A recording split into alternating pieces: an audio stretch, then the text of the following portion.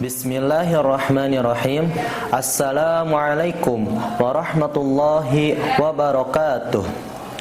Alhamdulillahilladzi khalaqas samawati wal ard wa ja'alaz zulumati wan nur tsummal ladzina kafaru bi rabbihim ya'dilun. Wassalatu wassalamu ala Rasulillah wa ala alihi wa sahbihi ajma'in. Amma ba'du. Yang terhormat pimpinan Pondok Pesantren Baitul Izzah Nusantara, yang saya hormati asatidz dan asatizah yang senantiasa sabar dalam mendidik kami. Sahabat NTV dimanapun berada, ketika kita menasihati teman kita, kita bukan pengen ikut campur dengan urusannya, kecuali kita ikut campur dengan urusan keluarganya. Tapi kalau masalah amal soleh sama hal-hal kebaikan, itu memang Allah yang menyuruh. Wa tawassaw bil haqqi wa tawassaw bis sabri. Kita sebagai makhluk sosial harus menasihati dalam hal kebaikan. Menasihatinya dengan cara yang baik, bil hikmal wal mau'izatil hasanah. Kalau ngebantah gimana? Wajadilhum billati hiya ahsan. Maka balas dengan cara yang baik, senyumin aja. Kita harus saling menasihati satu sama lain. Jangan sampai cuek bebek. Kalau kita gak nasihatin, manusia gak mau sadar, atau bahkan gak tahu kalau yang dilakukan itu salah. Jangan sampai nunggu ilham dari langit, karena kalau nunggu ilham dari langit itu berat, bisa lewat musibah, lewat ujian. Mending dinasihatin dari kita. Misalnya, seorang wanita yang dinasihati untuk menggunakan kerudung. Ini bukan perintah dari Rasul, bukan perintah dari malaikat, bukan pula perintah dari teman-teman ya. Menggunakan kerudung itu memang sudah perintah dari Allah dan kewajiban untuk semua wanita. Banyak wanita yang beralasan yang penting menghijabi hati dulu daripada menghijabi kepala tapi hatinya dengki. Sahabat ENTV, sesungguhnya tidak ada istilah menghijabi hati itu. Justru menghijabi hati itu tidak bagus. Khatamallahu ala qulubihim. Allah menutup hati mereka. Siapa mereka? Orang yang kufur, yang harusnya menutup kepala malah menutup hati, bukan malah membuka hati menutup kepala. Jadinya kebalik. Kalau hati ditutup, nasihat sulit masuk. Jadinya mental, sulit menerima nasihat dari orang lain. Sahabat RNTV dimanapun berada, Al-Quran menyuruh kita untuk berpikir. Maka dari itu, hatinya jangan dihijabin dan jangan ditutupin. Alam nashrah laka sadrak, dilapangkan dan dibukakan hatinya supaya mendapatkan hidayah. Sahabat RNTV, kita sebagai makhluk sosial, hidup banyak orang, hidup bergaul dengan yang lainnya.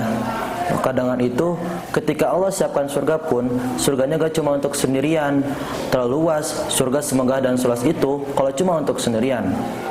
Allah anugerahkan surga untuk siapa saja yang ingin masukinya. Bukankah kita punya ayah, punya ibu, punya adik dan kakak? Mustahil jikalau kita ingin masuk surga tanpa mengajak mereka.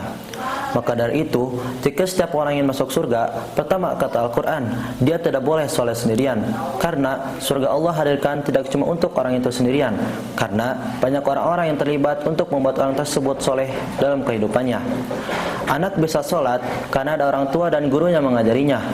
Masa anaknya masuk surga, ayah ibunya tidak ikut?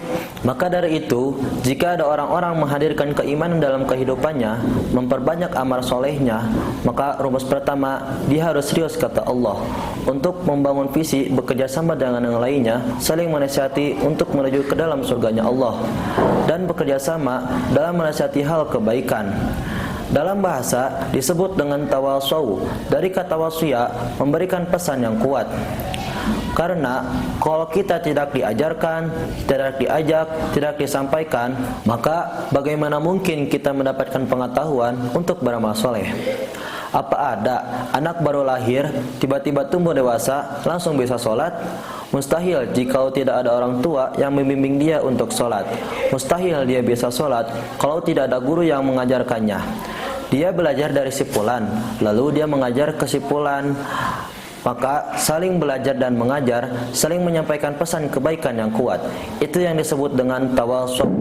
Sahabat RNTV dimanapun berada, agar nasihat kita dapat diterima dengan baik, maka orang-orang yang memberi nasihat mesti memiliki adab-adab. Di antaranya, 1. Ikhlas untuk mencari ridha Allah Subhanahu wa taala.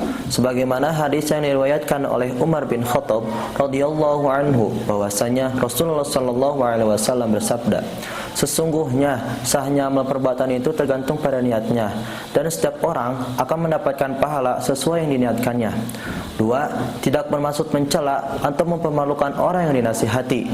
3. Memberikan nasihat dengan cara rahasia dan tidak melakukannya di depan banyak orang. Seperti halnya kisah para ulama terdahulu yang ini memberi nasihat kepada seseorang, mereka melakukannya dengan cara rahasia. Kemudian salah satu dari ulama tersebut berkata, barang siapa yang memberi nasihat dengan cara rahasia, maka itu adalah nasihat. Dan barang siapa yang memberi nasihat dengan cara terbuka, maka dia telah mempermalukannya. 4.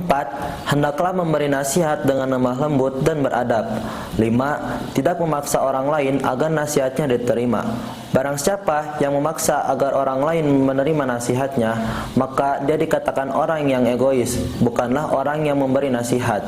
Bahkan Rasulullah SAW sangat melarang sikap egois yang menuntut agar nasihatnya diterima oleh orang lain.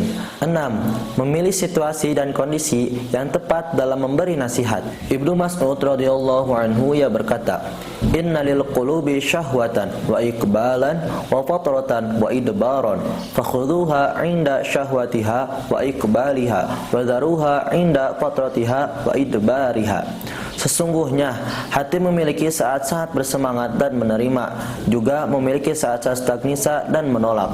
Maka manfaatkanlah saat-saat bersemangat dan menerima, kemudian tinggalkanlah saat-saat stagnisa dan menolak. Sahabat RRN TV, ada yang namanya ta'yir. Ada perbedaan mendasar antara nasihat dan ta'yir. Ta'yir adalah mencela yang dilakukan dengan cara terbuka, sementara nasihat dilakukan dengan cara rahasia. Dari segi tujuan nasihat adalah untuk perbaikan, menutup aib, dan menghilangkan kesalahan dan kekurangan dari orang yang dinasihati. Sementara ta'yir bertujuan untuk membeberkan rahasia, memecah belah umat, dan merusak agama. Dari aspek balasan, tentu pemberi nasihat telah menunaikan hak persaudaraan dan pasti mendapatkan pahala. Sementara pelaku ta'yir, dia telah memberikan rahasia, memecah belah umat, dan merusak agama. Pasti dia akan mendapatkan dosa. Allah Subhanahu wa taala berfirman, "A'udzu billahi minasy syaithanir rajim. Bismillahirrahmanirrahim. Innal ladzina yuhibbuna an tashi'al fahishatu fil ladzina amanu lahum 'adzabun alimun fid dunya wal akhirah.